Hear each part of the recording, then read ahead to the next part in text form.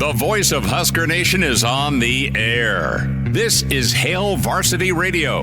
Insight, opinion, expertise, along with the biggest names talking Nebraska sports. Join in with the show at 402-489-1240 or 1-800-825-5865. Now, here are your hosts, Chris Schmidt and Elijah Herbel. Welcome to it. Great to be with you on a Monday. It's Hail Varsity. We're powered by Cornhead Lager, Chris Schmidt, Elijah Herbel. Justice also in the house. He is our bouncer, our enforcer, and maybe we'll get him a helmet to stop run yardage on first down. Numbers to get in at 489-1240. 489-1240, 800-825-5865. Open phones here till about 25 after. Tim Verghese with us from inside Nebraska and Rivals. His thoughts on not only Nebraska's performance against Illinois, but Dayton Raiola's commitment in Hour 2. The Blackshirt Hour, Mr. Blackshirt himself, Charlie McBride. What coach think of Friday night? Jay Moore also checks in. We'll get to some of your emails. We'll get to plenty of the stream comments. And can find us across the Hail Varsity Radio Network. Can find us and subscribe on YouTube. Hail Varsity YouTube, Hail Varsity Radio Twitter. Both ways to stream the show or podcast us on Spotify, iTunes, Google Play. Elijah gets to take a victory lap for a couple of instances. His Denver Broncos got a victory yesterday in his Michigan Wolverines. Hey, whoa, that's... Well, hey. You're the only guy in the state that said, yeah, I'm going with Michigan on Saturday. Because I know ball.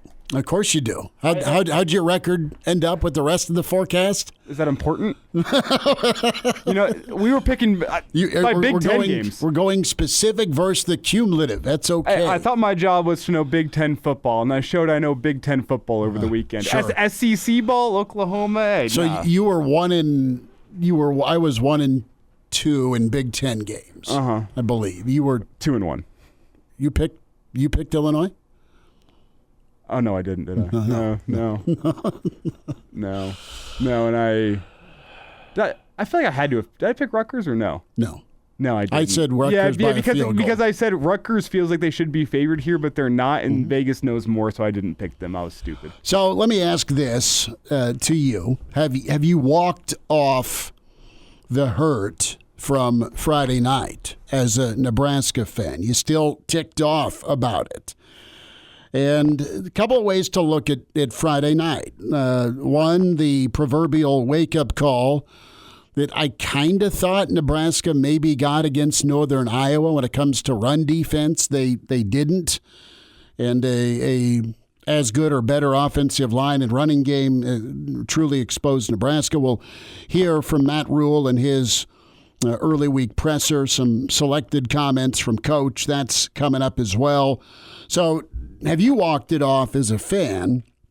And the other part of this, too, is that dreaded wake-up call. You've had them, right? You've been out partying, maybe out partying with Iowa Russ at the Big Ten championship game, and you ask for a wake-up call and you barely get it in time to catch your flight. Might be a little personal bio here with the Big Ten title game last year in Indy.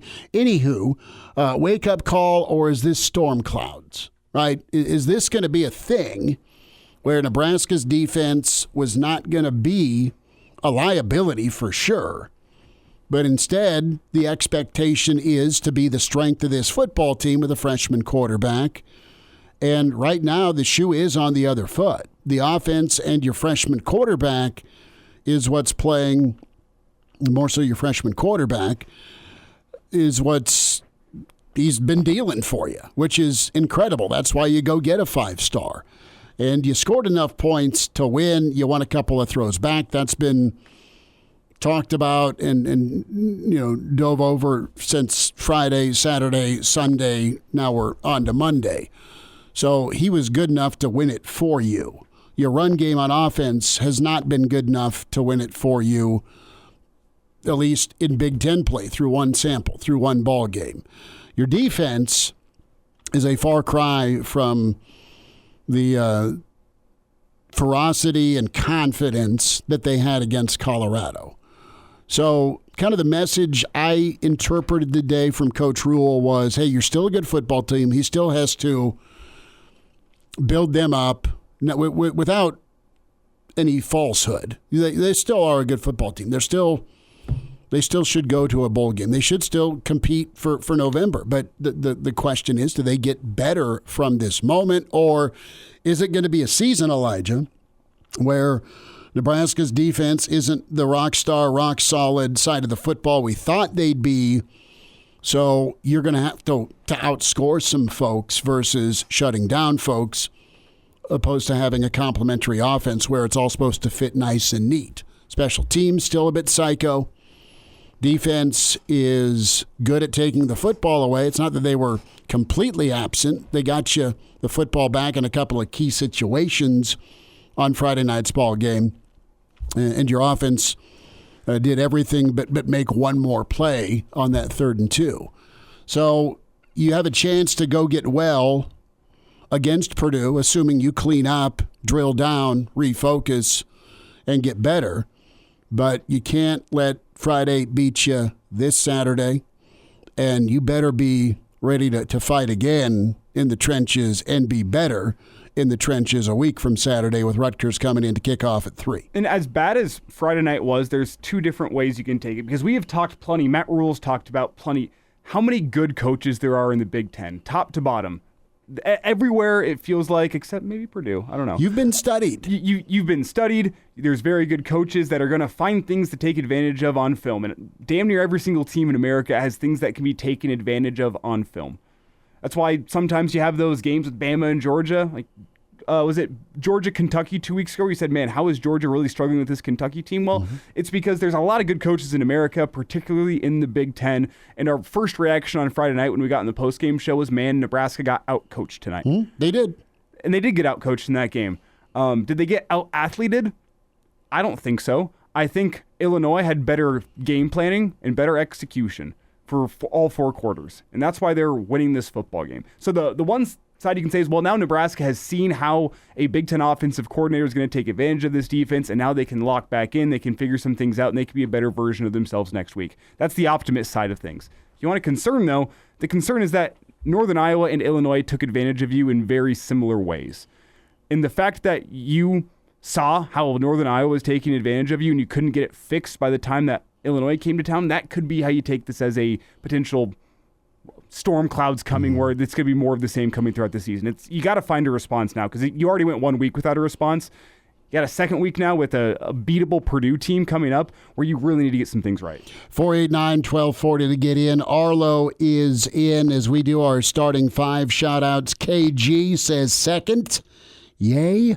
And you Grandpa is here. And you Grandpa, good to have you. Tiger Shark Diver is in. And he says, I'm still pissed off. Almost got into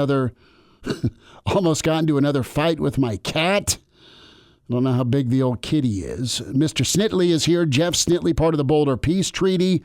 Still trying to figure out how to not let a Husker loss control my mood for more than 24 hours. Snitley, you and the rest of the state, man, that was part of growing up.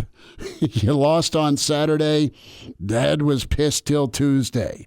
Black Hills Brennan is in. NASCAR Eric, good to see you this Friday, NASCAR. Appreciate you stopping by. And we got the picture. NASCAR Eric not only ran into us at Single Barrel, went and found Cranack out at Kauffman Stadium. I love that. You're in the whole cast of characters. Cranack in the wild, which was impressive. Jay is in. You figure out the mood thing, be sure to share. We're working on the mood. Nervous. That is there are several terms that aren't to be repeated on air that I can relay, probably in the stream. Coach Brandon is in. The real Matthews here. We'll get more shout-outs. Who's with us on the phone? We go to Pete. Pete, what'd you think on Friday? Disappointing. But, a lot of the defensive problems were eye discipline on defense.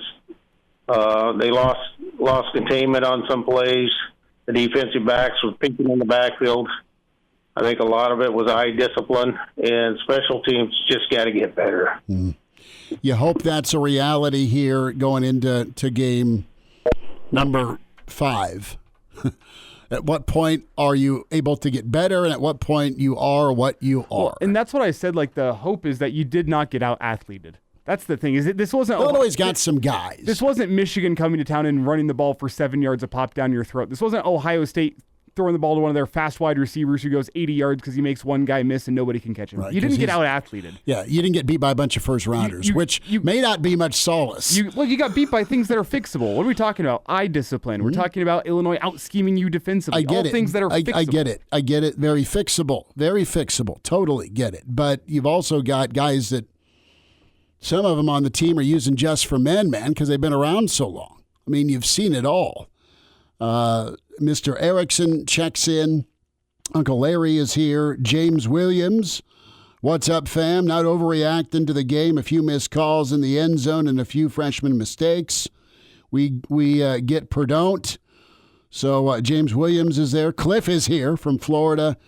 And Anonymous has a comment. Who's on the line? We go to Paul in Lincoln. Paul in Lincoln. Paul, what's up? I've had better birthdays September 20th. Yeah, I'm sure, man. Happy belated. Did you at least put the money on Illinois for money line? No. I'm sort off betting, at least for this season and maybe a few past. But I think we need to heed the words of the great football coach, Matt Rhule. We are a 5-7 team until we're not. They say 5-7 to you. We got to start proving that. They say 5-7 I don't to think you we're after 5-7. Okay.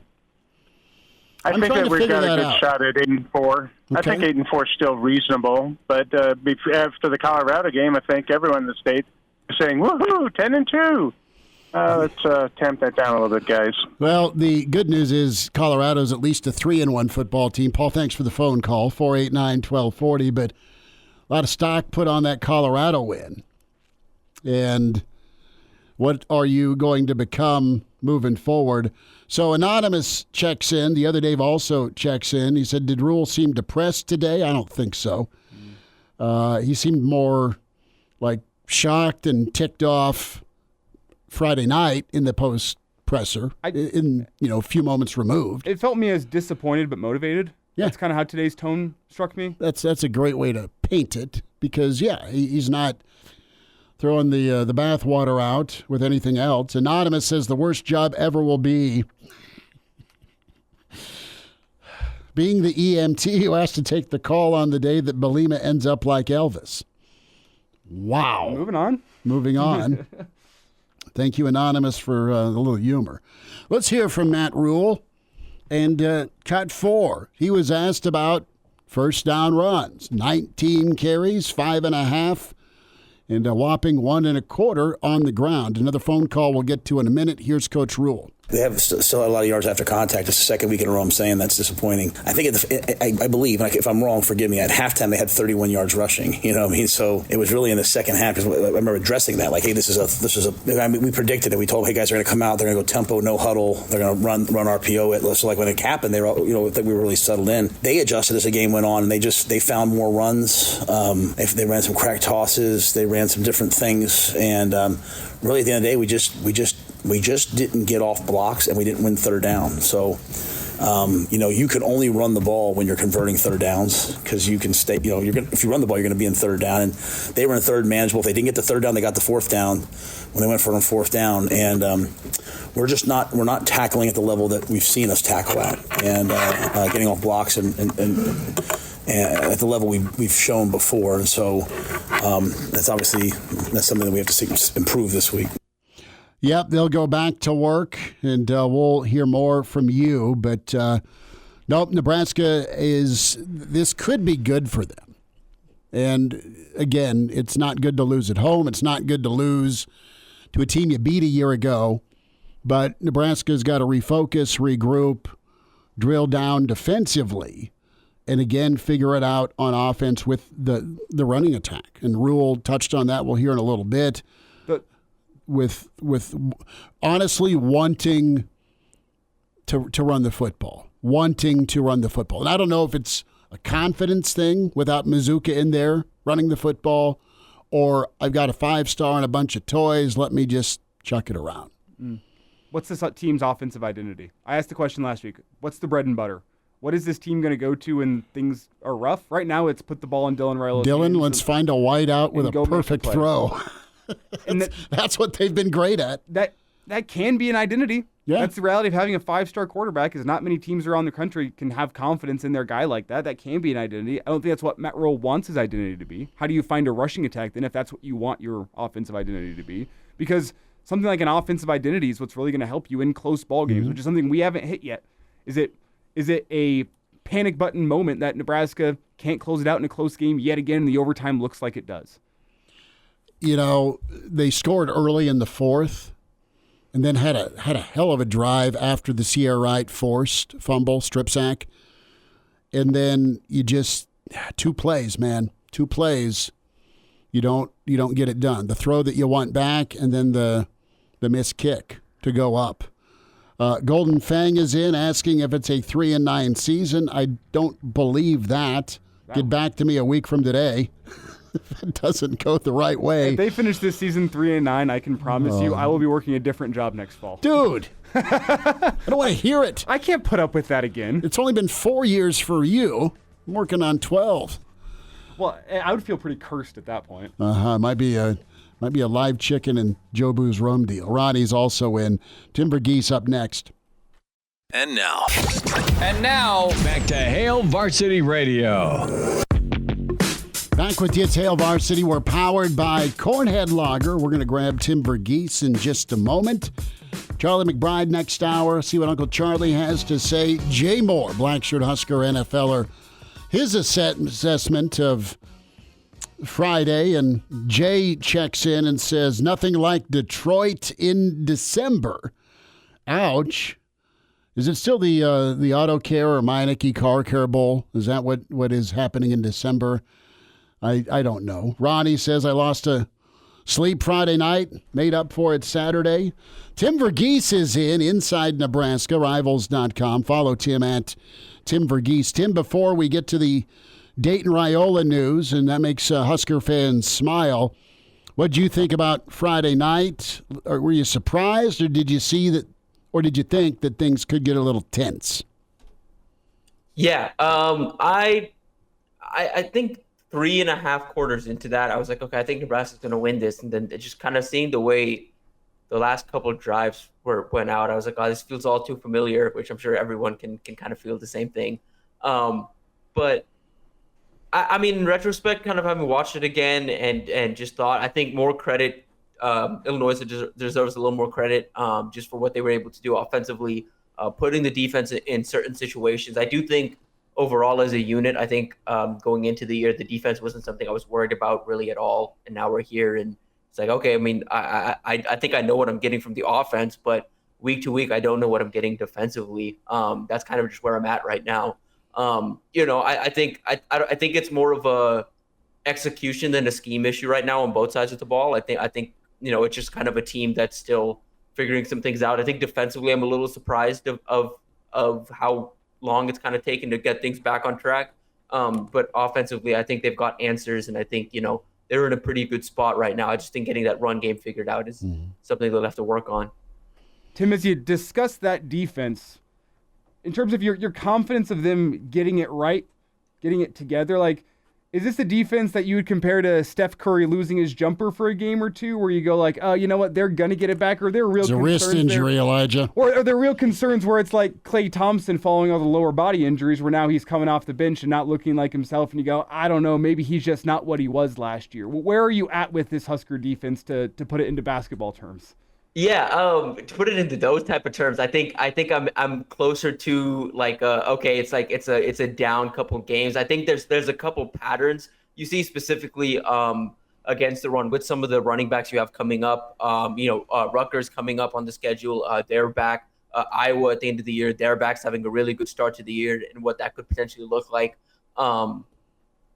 Both of those things, I'm just like I don't feel great about right now. Just the fact that the running game right now is what it is. Like the leaky yards, the inability to bring guys down with initial contact, the inability to just fill the gap and just play sound gap defense in against the run, I think is a bit of a concern right now. But other things, I think it'll just come along with time. I think you looked at the Illinois game, and my biggest issue with the front was just they kind of doubled and triple teamed Nash and Ty and asked Jamari and Prince Will and some of the edge rushers to win some one-on-ones, and those guys couldn't do it fast enough. I think that'll just come with time and reps and realizing, okay, here's how we're going to have to win. We're going to have to win from the outside, not the inside, because they're keying in on the inside every single play. On the back end, I think the secondary is sound. I really do.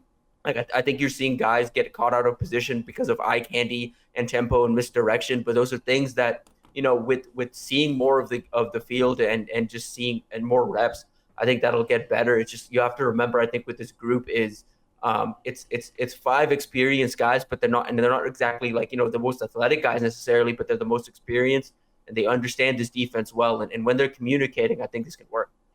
Tim Verghese with us, Inside Nebraska, Rivals.com, at Tim Verghese on Twitter.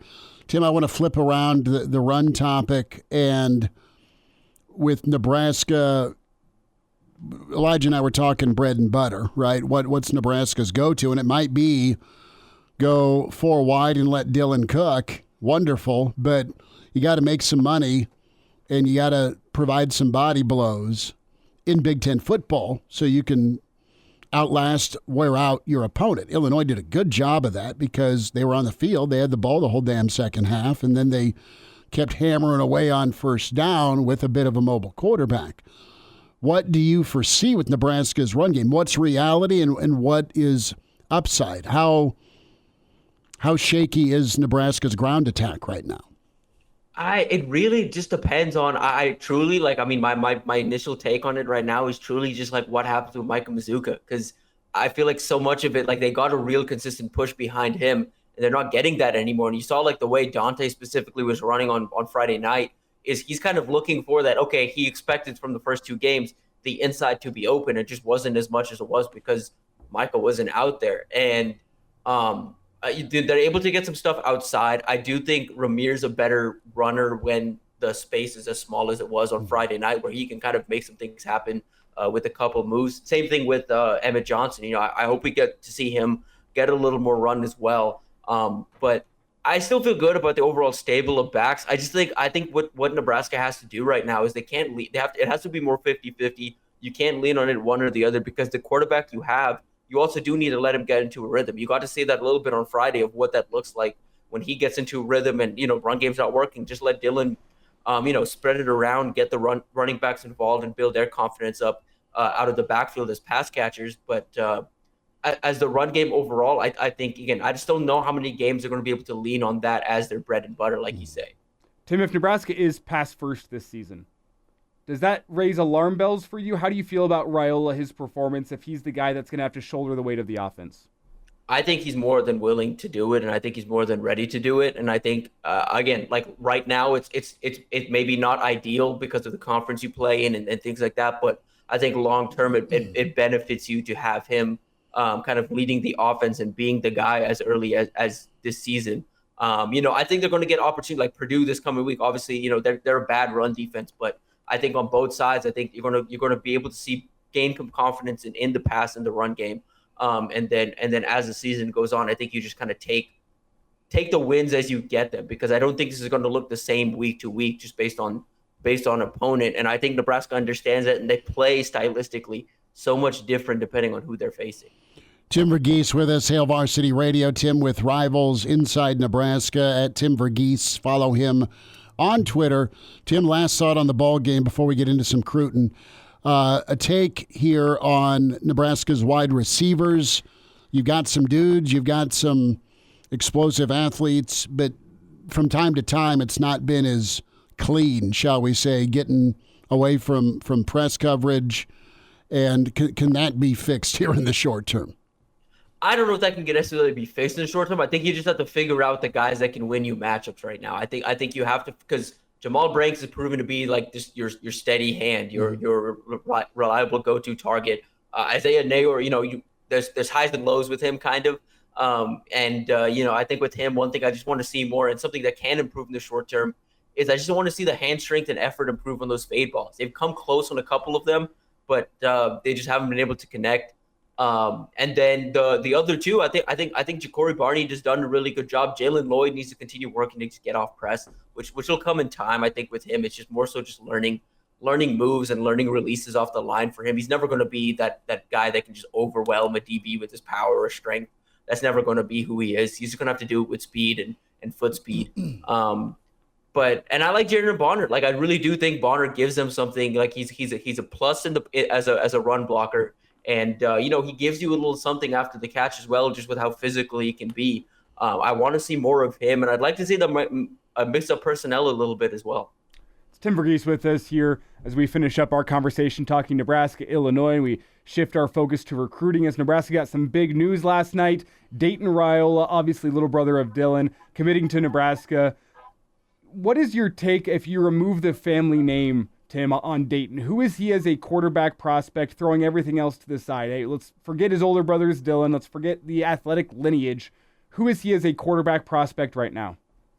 He's had a more traditional high school path and just path to the field and all of that. Like, freshman year was on JV or lower level, whatever you want to call it, and kind of got his reps there. Then as a sophomore, he sat behind Dylan, back and quarterback on varsity. Now, his junior year, he's stepping into the varsity role, was in a QB competition through the spring and the fall, won that QB battle, and has had flashes so far as a junior, but hasn't had like a game where he's lit up the world or anything just yet. And, you can tell it's coming together for him, and the development from game 1 to game 5 is legit. You can see it on film, just in what they trust him to do within the offense and what they've asking him to do. And as well as just like what he's able to do now as well. So you're seeing development, but again, he's more of just like a traditional development, a traditional high school recruit, just in the sense that like this is his first year as a junior, kind of stepping into serious playing time. And he's checked enough boxes where I think Nebraska's been able to give him that green light and be like, okay, yeah, I mean, we'll take you on scholarship right now. And, with him, I think you have to keep in mind is there's no expectation like there was with Dylan to come in and be ready to start. He's coming in, expected the timeline is going to be Dylan's junior year. So he's for sure going to be sitting at least 1 year, going to enter a QB competition the year after. He's a guy that just needs some time. You can see the tools are there. For a left-handed quarterback, he's got a smooth release. He's got that cannon. He doesn't unleash it as much as Dylan does, and I don't think the touch and accuracy deep downfield is there just yet, but he's got that cannon. Shows like the little processing things you like to see, consistently looks off safeties when he drops back, can create on the run, can create off platform, does a lot of that little stuff right. It's just about putting it all together now for him, which is going to take some time. And I think I would advise everyone here to just be patient with him and again, don't set the same expectation. Him and Dylan are two very different players, like you said. Don't set the same expectations for Dayton that you have for Dylan, because their paths are quite different. And just who they are as players too, it's just very different right now. Like Dayton's playing very much within the structure of the offense and creating a little bit. While Dylan, for the most part, he is the offense and he kind of creates the offense.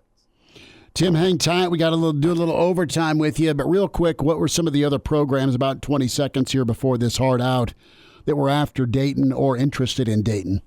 Yeah, there was a handful. I mean, I don't know if I could name any right now off the top of my head that were for sure in it right now. I think at just this point, and when we talked about Dayton earlier too, like this always felt like a thing of if and when you got the green light from Nebraska, he was going to be in. Like, I mean, I kind of said it when we were talking about the conversation with him early on. Like, he was more in on Nebraska early on than Dylan was. Like that he was always more passionate about the program initially, and so this just felt like a matter of time. And I think other schools realized that too.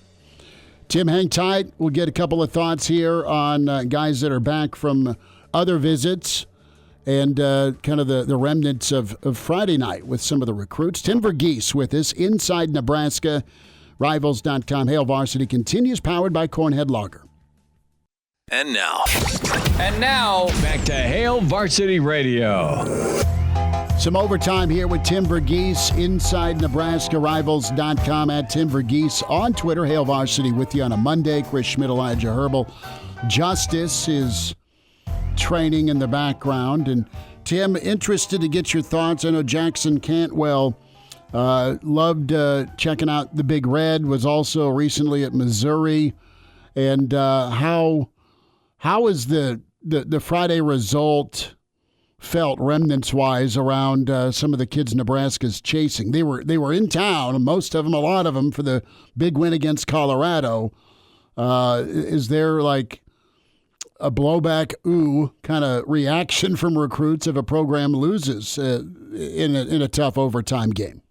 I mean, in a game like that specifically, not to say that it's a better tool on the recruiting trail, but in a way it kind of is, just in the sense that like a close loss like that to a ranked opponent that I do think this loss is going to look better at the end of the season than it does right now, just because of what I think of Illinois and what they might be able to do the rest of the season.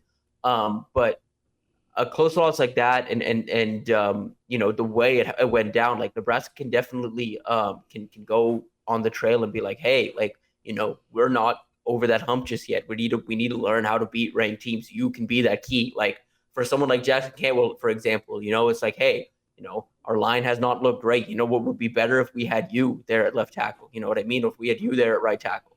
I think that's kind of where they're at right now, and what they're able to do on the recruiting trail is you can, when you lose like this specifically, when you're competitive, when it's close, and when it's like, okay, we didn't look like we didn't belong on the same field as them. We look like we belong on the same field. We just couldn't get it done. You might be the guy that can help us get it done. And that's typically how I see losses, and that's typically, I would say that all this as well too. Just like talking to guys this weekend, there wasn't a mass reaction to the loss. You know what I mean? Because there isn't one issue right now. Like it's not like there's one obvious issue. I think guys still see the overall development that's taking place, the overall culture that's set in, and guys that have paid attention to this program for a while took note on how different the reaction post-game was from the team than in years past when they do have these losses. It didn't feel as crushing. It didn't feel as defeated. It felt like, okay, we're still the team. We're still resilient, and we're still going to like get up and fight. And I think that's made a bigger impression than the actual loss. Tim, I want you to put on your GM hat here, maybe your head coaching hat, whatever it may be. If you were in that football office right now and it was up to you to prioritize where Nebraska needs to improve around Dayton Raiola in the next 2 recruiting classes, what have you seen in the first 4 games? What are the areas that you would say priority number 1, priority number 2? These are the things that need to get better immediately. I mean, regardless of, even though we felt better about this defense probably 2-3 weeks ago than we do right now, but I think you knew this defense was always like it was a veteran unit of guys that have played well together but aren't necessarily the best athletes. I still think prioritizing getting legit athletes in the back end of the defense specifically is important for this team to eventually reach the ceiling that they want to surrounding Dayton Raiola. You want fast guys in the secondary. You want athletes that can keep up with the best that you're going to. Again, this team wants to make the playoff eventually. To get to that point, you have to be able to keep up with the best receivers in the country. You need good DBs for that. You need better linebackers for that. You know what I mean? And I think defensively too, after losing Nash and Ty, I think you want guys on the interior as well. I still think the defense is the key. And part of the reason I say that is because and in terms of importance is we've seen what just having Dayton Raiola can do for your offensive recruiting, specifically skill position recruiting. Offensive line, I do think they've done a good job building depth, and I do think the young guys with some time will look good. I know there's a lot of questions right now about the effort and what's on the field on Saturday. I think this O-line's best days are still ahead of them. I'm really bullish on the young guys, specifically Grant Bricks, Preston Tuamu, this coming class, Houston Keanu Torres, Gibson Pyle, those kind of guys, and what the line will look like in 2-3 years with those guys rather than what it is right now. And so I'm bullish on the line. I'm bullish on the offensive playmakers and what they can continue to get. But I really do think that defense needs to be a priority just because for what this team wants to do, you need better athletes out there. Tim Verghese with us, Inside Nebraska, Rivals.com. At Tim Verghese on Twitter. He'll be posting some stuff this week on YouTube. Tim, you've got your headphone and your mic, so you're doing some video work folks can check out? Yes, over at YouTube, Inside Nebraska, we've got our recruiting pod that comes out on Tuesdays. We've got the Nebraska Football Show that comes out on Wednesday with Steve Merrick, and we've got our bold predictions Thursday. So we're busy over here. We get shows pretty much every day in now. I love it. Well, we'll be checking them out. Appreciate your time, my friend. Of course, likewise. There he is, Tim Verghese with us, Inside Nebraska, and Rivals, where you find him. And we'll hear a little bit more from Matt Rhule here. Good insight, and listen, Tim's been doing this a long time around some power programs. Cool to have him in Nebraska. And, yeah, the offensive line that is being groomed and groaned and watered right now, I mean, it could look like a completely different line than what you got. It will. Maybe it'll be maybe the best is yet to come, I guess. I will say, he was thrown into the fire. Didn't have a perfect Gunner did a day, hell of a job. But Gunner did a hell of a job overall with the situation that he was thrust into. Only been on campus for 18 months now, a little bit less. For him to go perform like that against a strong Big Ten defensive line, I was impressed with his performance. It wasn't perfect. It's not going to be perfect. You think back to Searles v. Von Miller back in the day, and that's not to throw shade at Searles. He'll tell you he didn't have his best day. He had a good enough day. Good enough day, exactly. And that's what I'll say about Gunner is Gunner showed me some flashes of some real brilliance. The false start's tough. He got beat on pass protection a couple times, but overall a strong day and kind of shows you what they have building in that pipeline. Well, they've been working with him, and he's been putting the work in for a redshirt year. And now he got to step in after playing a career whopping 9 snaps. Yeah. You get thrown into that game. Yeah, and now it's the guy you're going to have to turn to because Corcoran I don't think we're going to see anytime soon. So. No, Hammy is dealing with some hamstring issues. Jonathan is checked into the stream. Anonymous is somewhere between a 4-3, 5-2 before Ohio State as the record. Tiger Shark says the sky is falling. Yeah, there you go. There's still some shade about the 3rd and 2 call, and I love the call. I just didn't like the result if I'm a Nebraska fan because it was open. I said this yesterday on our other show. They ran 33 times for 48 yards when you throw in sack yardage, and I know overtime was a meth lab explosion of negative yards. But they didn't run the ball worth a damn on first down. It's like 2 point something a carry. It was 2nd and 8 whenever they tried to run the ball. I'm going to say this because I don't think we're going to have any time for any Matt Rhule comments here. So I will say this because I said it yesterday on our companion show, Schmidt, the Average Joe Sports Show. I'll say it again today.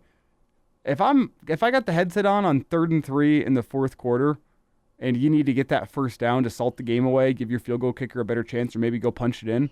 No more field goals. And that's kind of what I'm saying.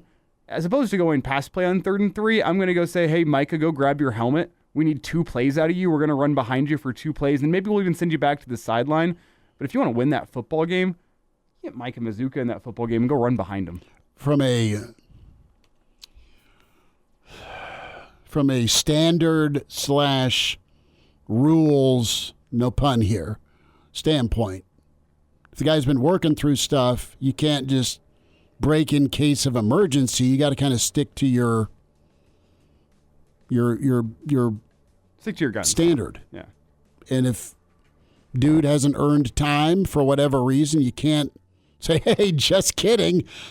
Go murder somebody on 3rd and 2. Can't do it. I respect him for not doing that. I like wins, though. And now, back to Hail Varsity Radio. About 10 minutes away from Coach McBride, Jay Moore next hour. Get to emails and stream comments as well. Reminding you about Big Brothers and Big Sisters. They empower young people through one-on-one mentoring relationships that unlocks their full potential. Log on today. Become a big sister, big brother, or big couple. MentorOmaha.org. Get signed up. And the 60 Men in 60 Days Challenge, the mission to recruit big brothers, big sisters, big couples by October 30th. They're going to pair you up with a little, and the match support specialist with Big Brothers and Big Sisters is awesome. And what you do is you'll meet with your little twice a month to mentor and do some enjoyable activities that you'll both love. That's like grabbing some ice cream. How about shooting hoops, going to games, video games, and just being in their life. And mentoring is so invaluable, makes such an impact. Be a part of that today and join the 60 Men in 60 Days Challenge by Big Brothers and Big Sisters. October 30th, not quite to October yet, so time to sign up. MentorOmaha.org with Big Brothers and Big Sisters to help empower young people through one-on-one mentoring. Matt Rhule weighed in on playing loose. Nebraska needs to get to that part of the schedule. Cut 6? Believe it is cut 10. I think Jamari has that. The hard thing with Jamari is he's been limited the last, didn't play 2 weeks ago and was limited this week. I think we have a lot of guys. We have a lot of leadership. It's just I'm trying to say it. It's we have such good character, and we have such good effort, and we have such good leadership. We just have to play a little bit better. I played for Coach Paterno. Games like this, he'd be like, "Everybody settle down. We just got to make one more play. Just go make one more." And that's kind of how that game felt like. The ball's in our hands. We just don't quite cut down with it. But they make a play. It's a fourth down stop. They make a play. So I would just say that for us, like on our sideline this week, we can't worry about the officials or a call we feel goes against us. We can't worry about Tony and Sat and Ed trying to make the perfect call. Our guys just have to go out and play, and we have to play loose.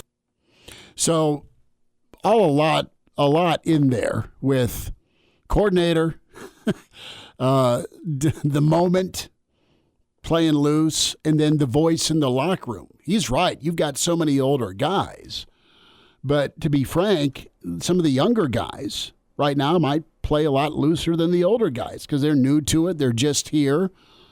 They just want to go out and ball versus the old guys like, dude, it's my senior class. Can we get to a bowl game?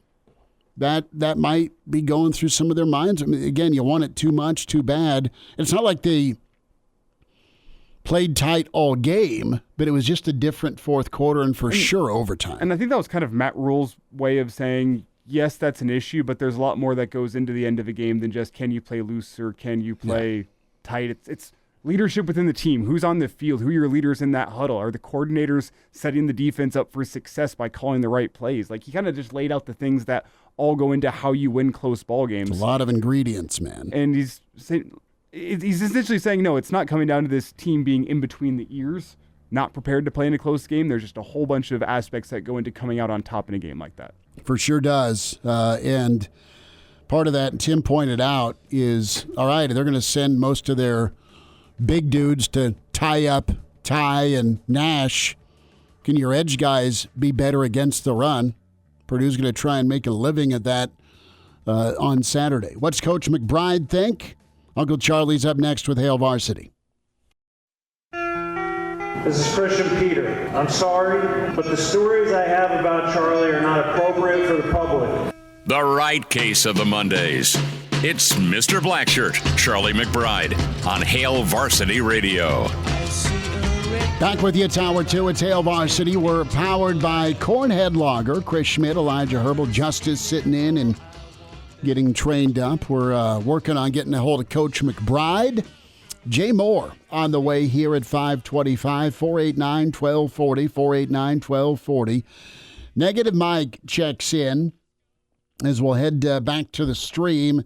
Says if Nebraska can't run on Purdue, they just better shut the program down. Oregon State ran for like 400 yards against them. Notre Dame's done it. We're talking 7 Bills the last 2 weeks against the Fighting Boilermakers. Now, Notre Dame and Oregon State have running quarterbacks.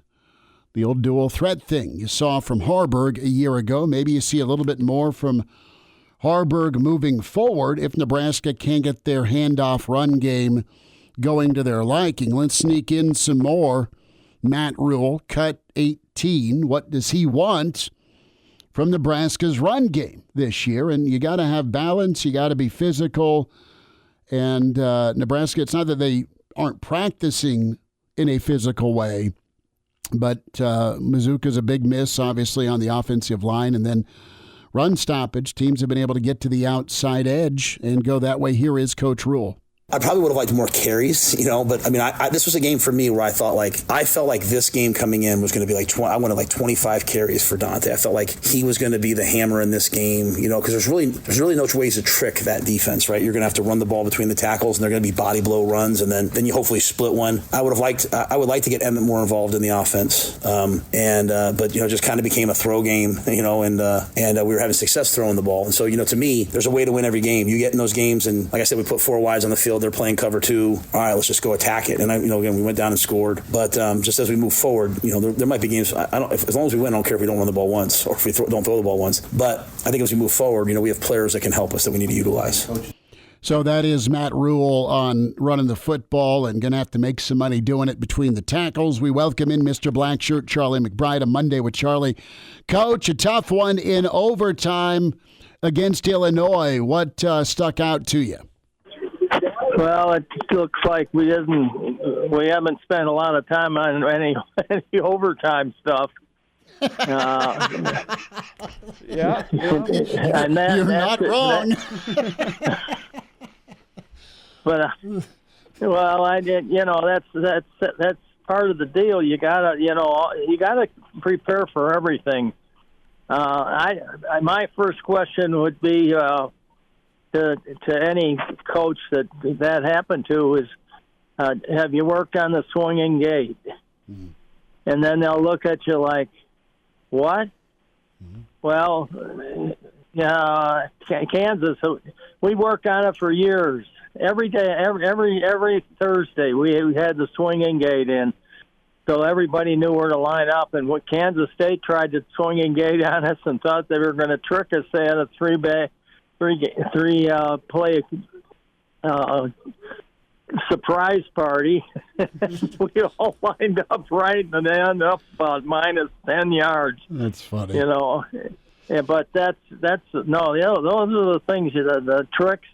Work on tricks. We had a trick period where we worked on maybe 3 tricks or something like that. And even if they hadn't run them, we wanted to know where to line up, or somebody had run them but some of the stuff is it's really hard to get all this stuff put in.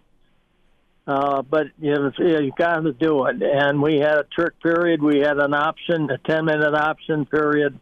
I don't know if they do any of that, any of that stuff. But being prepared, it didn't look like they were prepared, especially some of the blitzes. That one blitz they showed from the end zone, and that thing opened up like you drive a car through it. Mm-hmm. And it was sad. I mean, he didn't have a chance to throw it. Mm-hmm. So things like that, you could see that they weren't ready for it somehow, and maybe they didn't even work on overtime. I'm sure they did somewhere, but maybe it wasn't enough. And that's just what you have to do. You just have to find time. Mr. Blackshirt himself, Charlie McBride, with us here, Hail Varsity Radio. And Charlie, I want to dive into that preparation by the Husker defense, and specifically I want to dive into what you saw on the goal line on Friday night. Illinois was able to run a variation of the same play 3 different times, scoring a touchdown every single time. That play action with the little leak out into the end zone. What was your reaction to Illinois essentially running the same play 3 times on the goal line and getting 3 touchdowns out of it? And they just still didn't know how to cover it. And, I can't understand that. It's hard for me to, all of those things. That is one of the getting somebody to fullback, especially fullback to leak out. And when we were at a 2-back, it was always the fullback, that snuck out in the backfield. You thought he was going to block, and then he snuck by in, and so on and so forth. The tight ends weren't covered. I mean, I don't know what was going on, but I just saw the players looking at each other. Mm-hmm.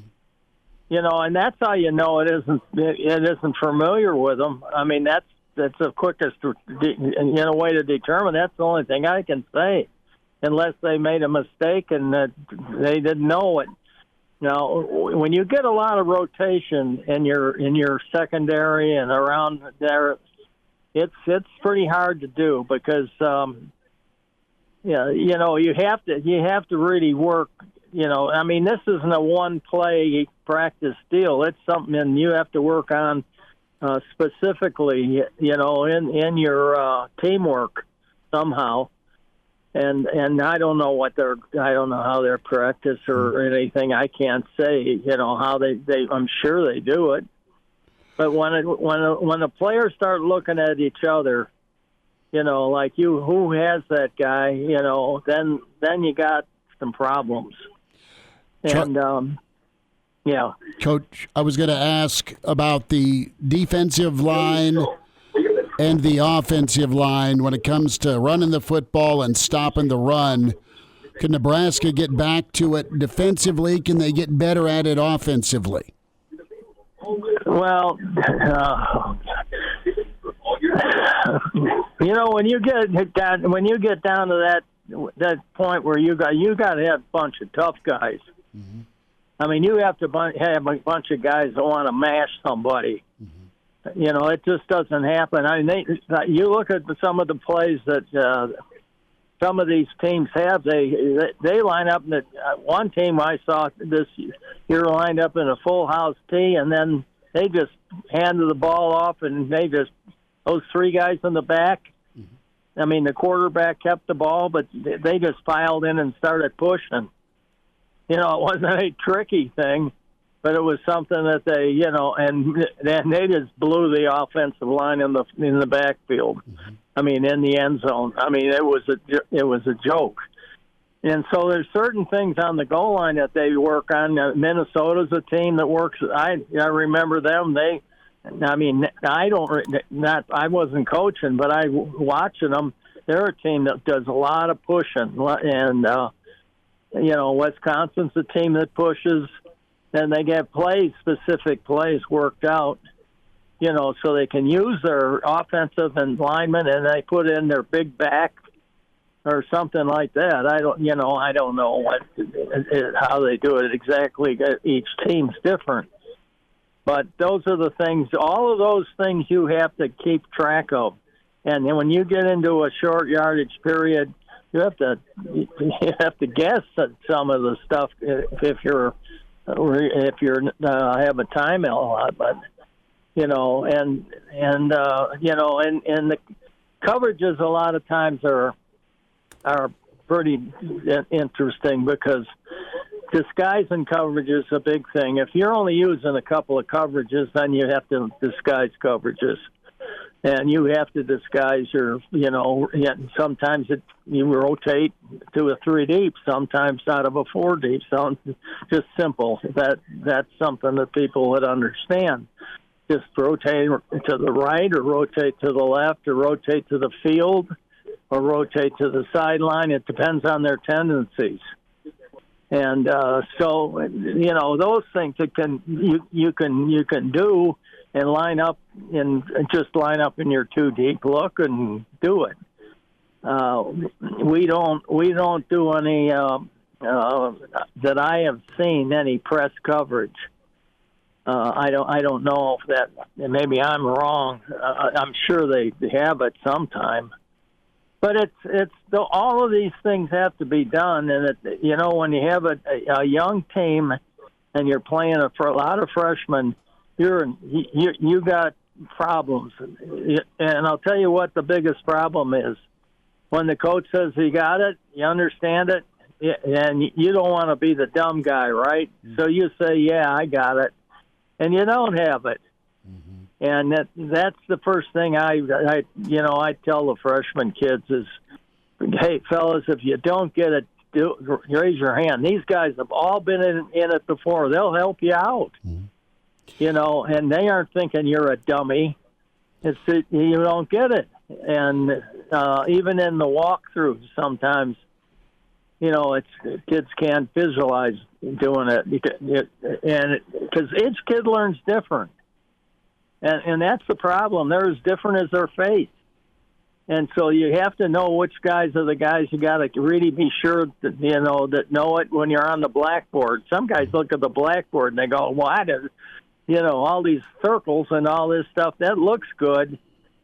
But a lot of times they don't really understand it. They have to do it in person, like in a walkthrough or something like that.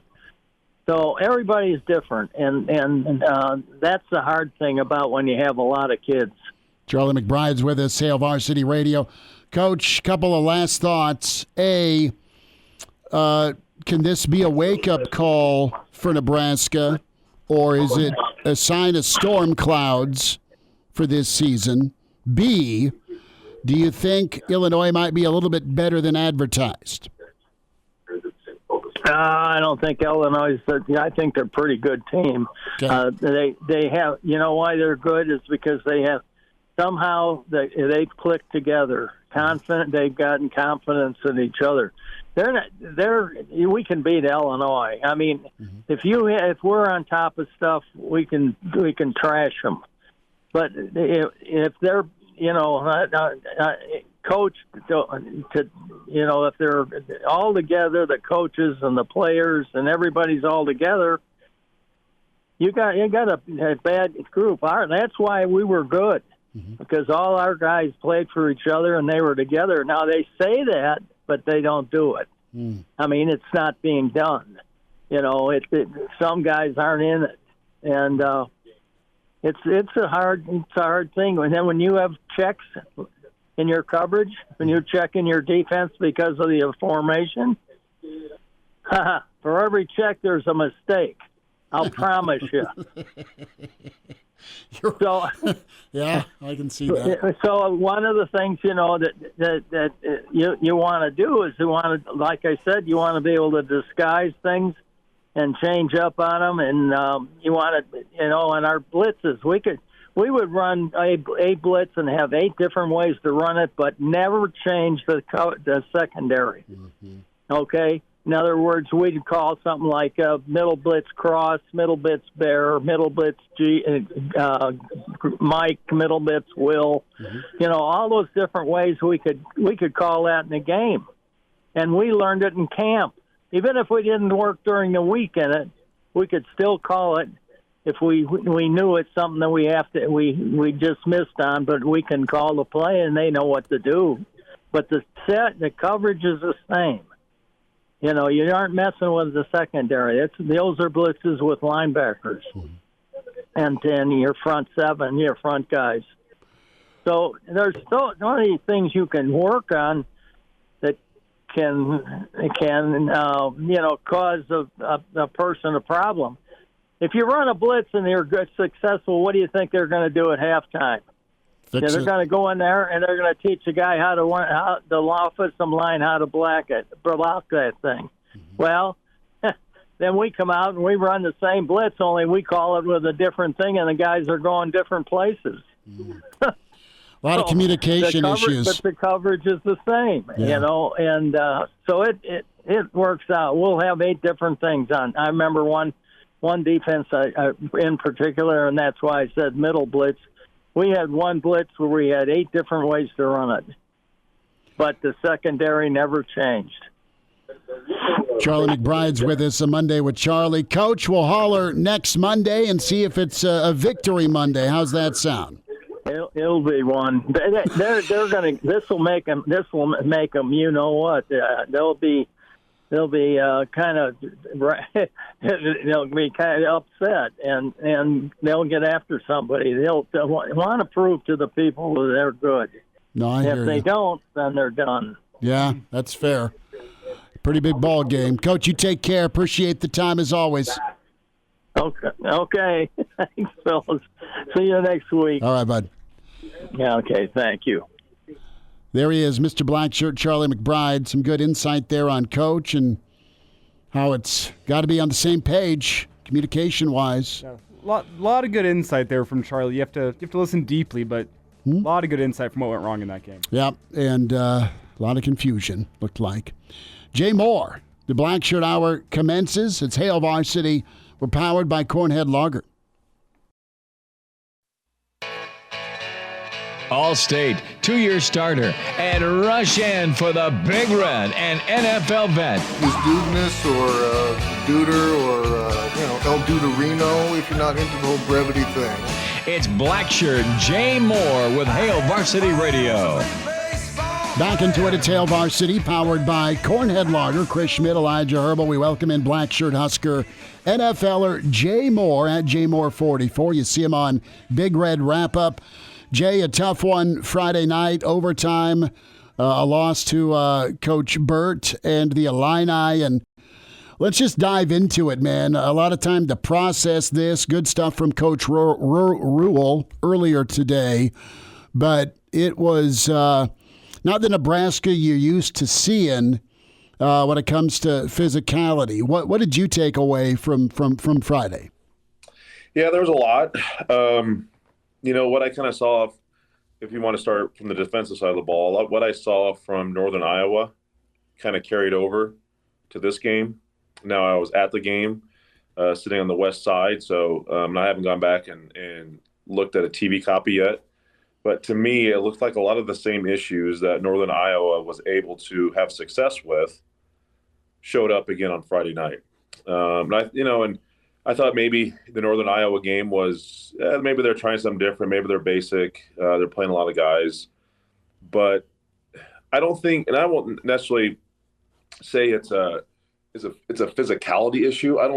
Listen, Nebraska there was times they're just as physical. Where I think Nebraska is defensively right now, they're just not playing very disciplined. So playing, being undisciplined and not playing physical, that's two vastly different things. If you're getting shoved around, and listen, Illinois is a good football team. I did not give them enough credit.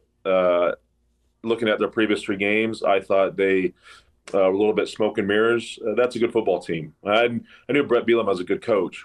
They got some talent. Altmaier's playing well right now, but I think Nebraska defensively right now was just not playing very disciplined. And when I say that is scheme-wise, and again, I haven't played in a 3-3-5, but they're playing Nebraska, and they're aggressive. This defense is aggressive. They will blitz.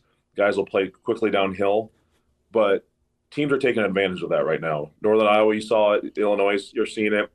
It kind of get you going one way really fast, and they counter off of it, boot off of it, do some different things to where it gets Nebraska's eyes in a bad position. When I say eyes, it's what you're keying on. For defensive linemen, your eyes are keying on, depending on what position you're playing in.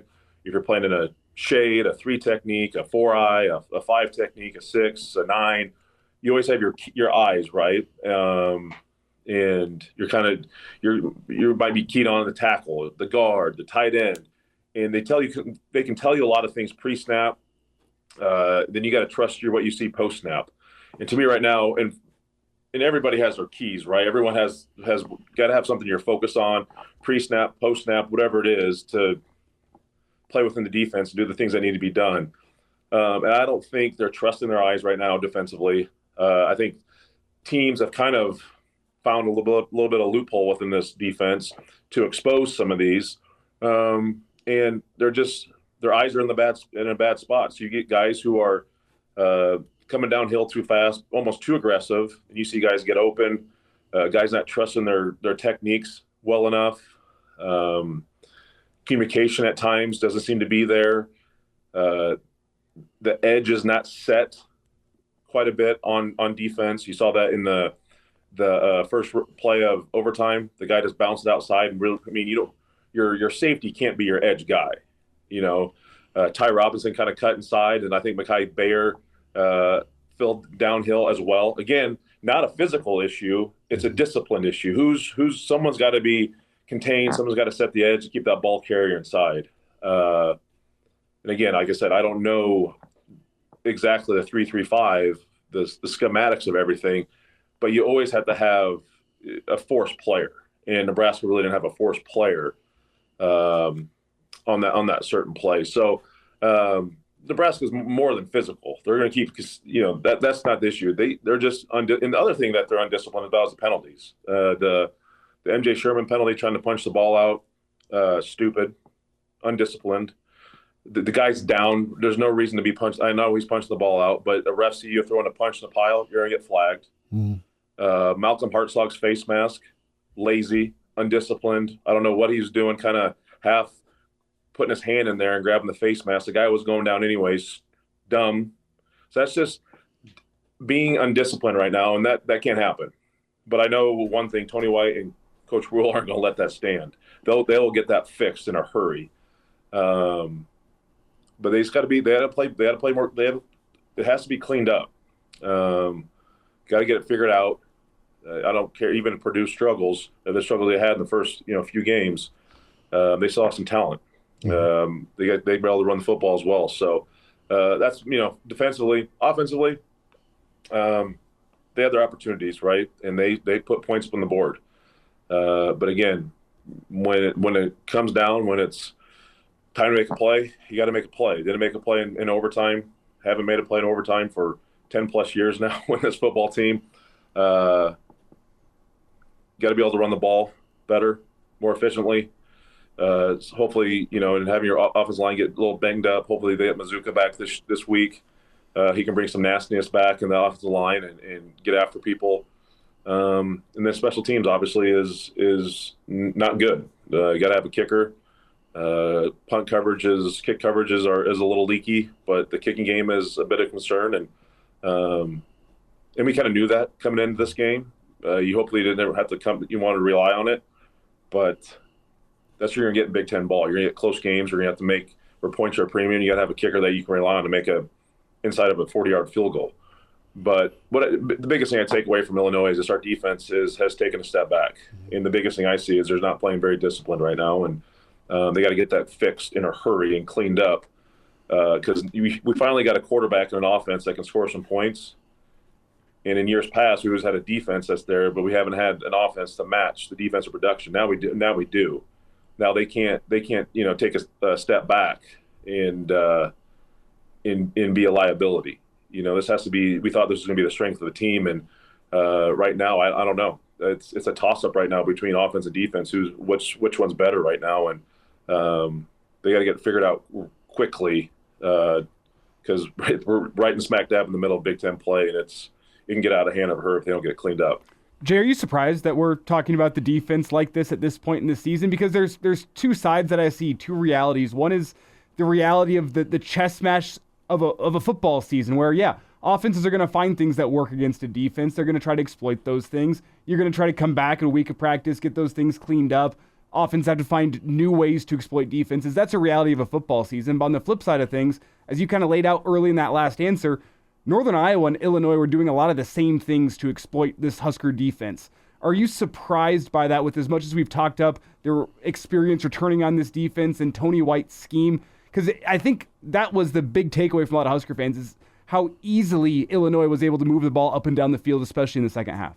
Yeah, I'm very surprised that we're talking about it. Coming into this season, you only lost really two key players from last year, and that was Reimers and those your inside linebackers. Everyone's pretty much back, and your strength, your defense is Ty Robinson, Nash, Jamari. We thought getting Jamari back was going to help, clean up the run game a little bit. Not so much.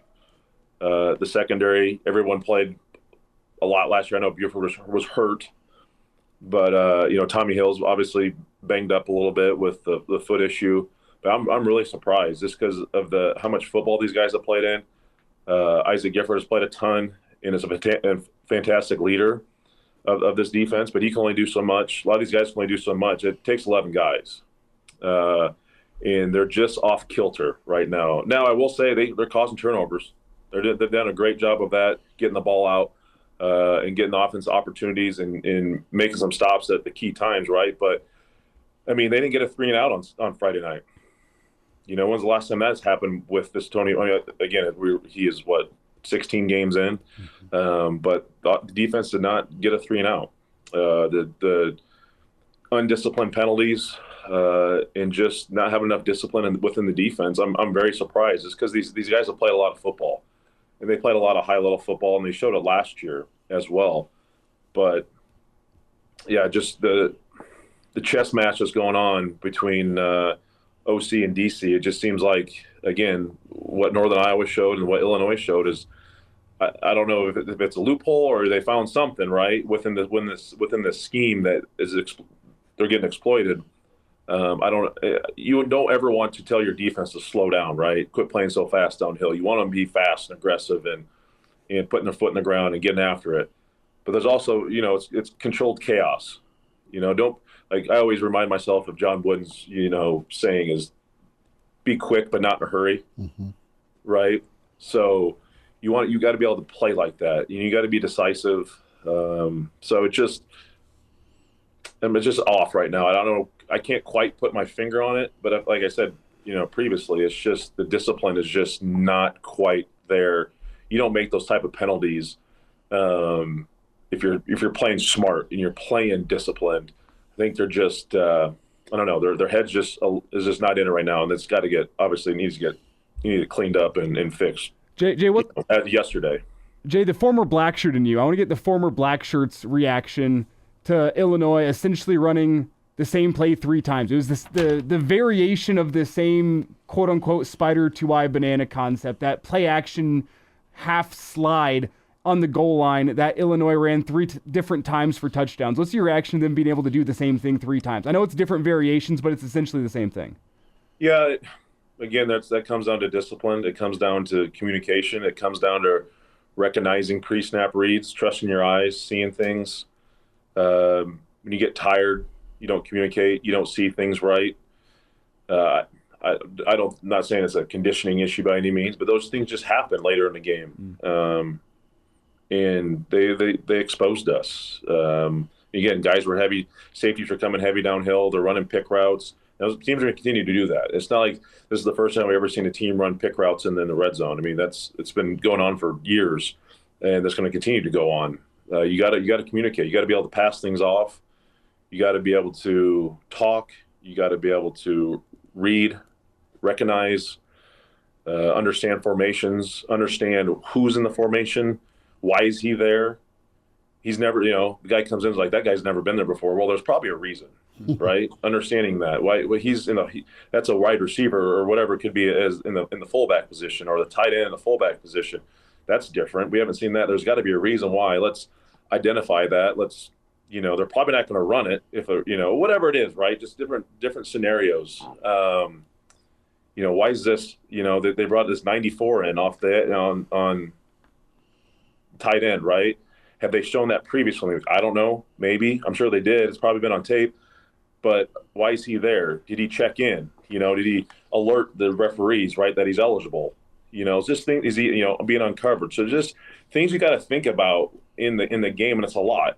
And they put a lot in, but you've trained your body, your mind along, all summer, all winter to handle those situations. And you got to think about all these things. And when you're tired, when the momentum's against you, and they're just not. They haven't, and it shows that the discipline is just not quite there, and that might be a practice issue. They might not be getting the good enough looks in practice.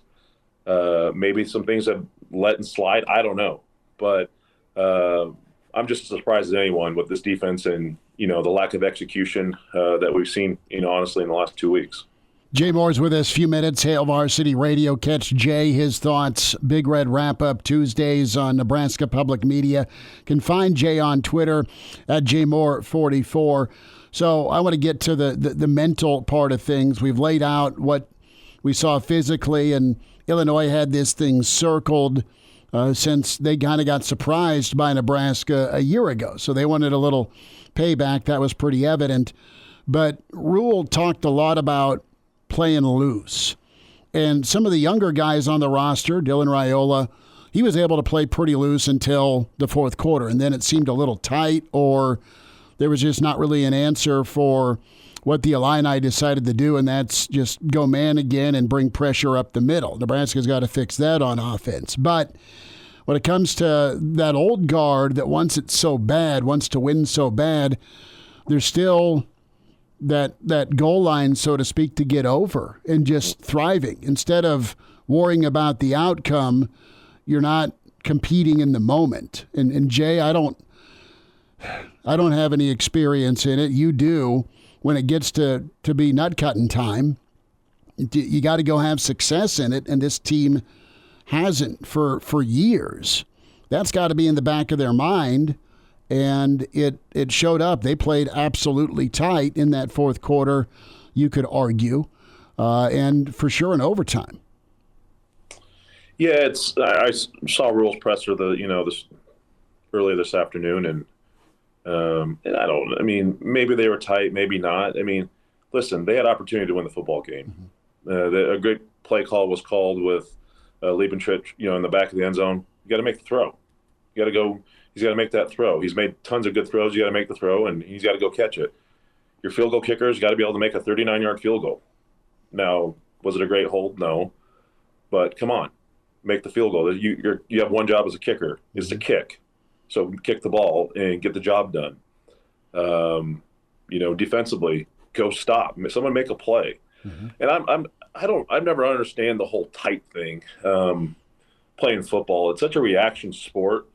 I mean, I played a lot of years of playing football. And I know one thing, if you prepare the right way during the week, I mean, you should never have to be uptight. I mean, you just let it go. And whatever happens, happens. But if you prepare the right way, things should take care of themselves. You might get a call not go your way, or a bad bounce, or just, crap happens, right? Mm-hmm. And but I've never when in a reactionary sport. Now golf, completely different, right? I mean, you get tight and because it's just up to you. But when you're in a team sport where you're completely reactionary and you're just got to go do your job, right? You can't worry about anyone else. Go do your job to your best of your ability, and whatever happens, happens. So to me, I don't know the whole tight thing, the pressure. It's like I've always played the game and was told to play the game is the scoreboard doesn't matter. It doesn't matter if you're up by 30, down by 30, or it's tied ball game. Shouldn't matter. Whatever the play's called is go do it. Let the coaches handle the game management stuff. Let the coaches go do their thing and make the call for the right call for that time of the game. Just go play. You've done the play before in practice. Just go do it, and do it to your best of your ability. And whatever, you just got to handle whatever the chips may fall. So I don't think I don't know. I don't believe the whole tight thing, pressure. Pressure is different for everyone. Pressure is a privilege. I get it. You want to be in high pressure situations. People react differently to pressure. Listen, Nebraska had the things were called, right plays were called. They just didn't make the plays. And I don't think it's a pressure thing. It's an execution. You got to execute the right ways, and you got to be disciplined. And Nebraska wasn't disciplined when it needed to be when it came down to, crunch time. Jay, as a team, how do you take this loss? And as we look forward to Purdue week, how do you make sure that this is a wake-up call and not a sign of things to come as a team? Yeah. Well, you gotta learn from your mistakes, flush it. Now let's just go 1-0 against Purdue. You can't think about listen. I think as fans, you can get looking in the future and can we be 7-0 going to Ohio State? Listen, I mean that was a somewhat realistic opportunity, but obviously that's not the case anymore. So let's just try to go 1-0 against Purdue, and that's the way this team's got to think. And you got to now through 4 games, you kind of know who you are and what you've had success in. You have tendencies, you have weaknesses, you have strengths. Identify all those, and then how can we get better? So offensively, we have weapons. And we're going to continue to utilize those weapons. We got to run the ball better, right? We're pretty good. We have weapons to throw to. Dylan is a really good quarterback, but we still got to run the ball better. So let's get better on that. Special teams wise, listen, we got to make kicks. And if we can't, then offensively, we're going to probably have to go for it, more often than not, because we can't trust our kicker. We got to cover better on special teams. The punting game's been fine. I think Bushini's done a great job kicking. We got to do a better job in coverage. Then defensively, you've had 2 back-to-back weeks where you kind of got exposed a little bit. And that should piss you off. It should flat piss you off as a defensive guy that you haven't – it's not the standard, right? You haven't lived up to the standard. Coach Rhule talks about the standard, and they have not lived up to the standard for 2 weeks straight. So obviously that's a tendency, right? And you got to get it fixed, and it has to get fixed. And right now, and that's something that there's a lot of older guys on that team. You Nash, Ty, Isaac, a lot of guys that play a lot of football, right? And it's a kind of a come to Jesus moment, in my opinion, whether it's with Tony White or it's a player only thing. You got to get it fixed. It's unexcusable. This defense cannot be a liability. It has to be the strength. And it should be a strength. There's too many good football players on this team and on this defense to allow the being undisciplined, the leakiness,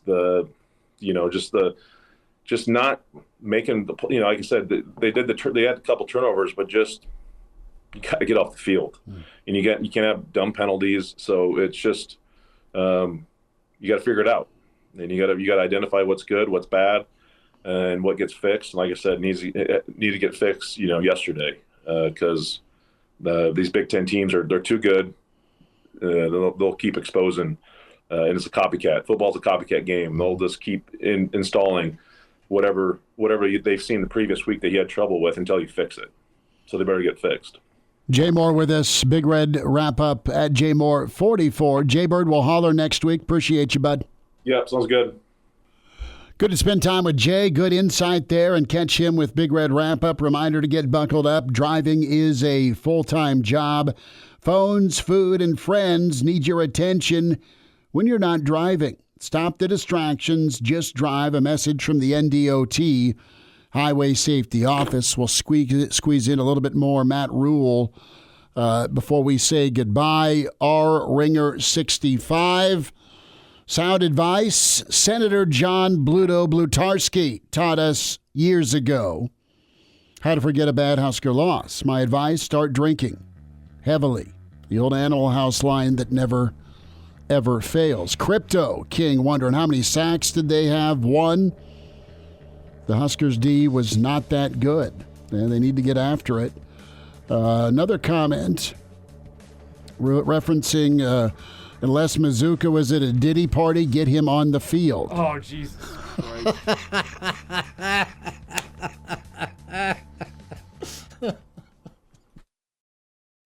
And now, back to Hail Varsity Radio. We got Raider fan in here, Sparky. Says what's up. He's off camera, and he's asking who's the redhead. So, Justice, there's going to be some future hazing. Kidding, of course. But winding down a Monday edition. If you missed part of the show, get the podcast, Spotify, iTunes, Google Play. And as always, like and subscribe on YouTube, Hail Varsity YouTube, Hail Varsity Radio Twitter. You can follow there. And good stuff from Coach McBride. This hour, Jay Moore just wrapped up with us. And, of course, Tim Verghese joined us to talk some game and recruiting. Tomorrow, Michael Brunt's back with us. Mitch Sherman from The Athletic. Mr., we'll call him the doctor, Tom Dienhart, inside Purdue, with us, part of On 3. And we love talking to Tim Verghese. We love talking to Tom Dienhart. He is all about Purdue, but kind of the elder statesman of Big Ten football. How about the whole physical part? And Matt Rhule again asked about the physicality, and that physicality, was it matched? Cut 22 here. And that's something Nebraska's been kind of called out on twice with their head coach, and pushed around a little bit against Northern Iowa, and it didn't go well against the pig farmer and his big boys up front. Yeah, we practiced hard. I mean, we've practiced hard. So we weren't the more physical team. How do I feel about it? You probably know. You probably can guess. How do they feel about it? Our players feel about it? They're not happy about it. So there's the ebbs and flows of a season. The ebbs and flows of watching players grow. Ebbs and flows of watching a team. Like I said, I'm proud of the way. I'm proud of the way they came in today. The ownership that they had. Even like it's not funny because none of this is funny, but it's like. You rip a ball out early in the game, and for the second week in a row, the first guy in's tackling the ball and trying to rip the ball out. And that's not who we were last year. Last year we came in and we tried to strike you and hit you, and then the second guy might rip the ball out. So we have guys that I know can really respond, and they're going to have to because these guys, they run outside zone as well as any team will face this year, and we'll have a lot to get done. Real quick, Rhule was asked if he liked anything about his defense today. Cut 16.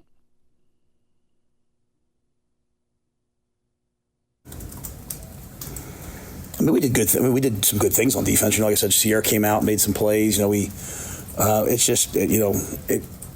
just wasn't what we expected. I mean, I thought they settled down in the first half. I thought they settled down after that first drive, right?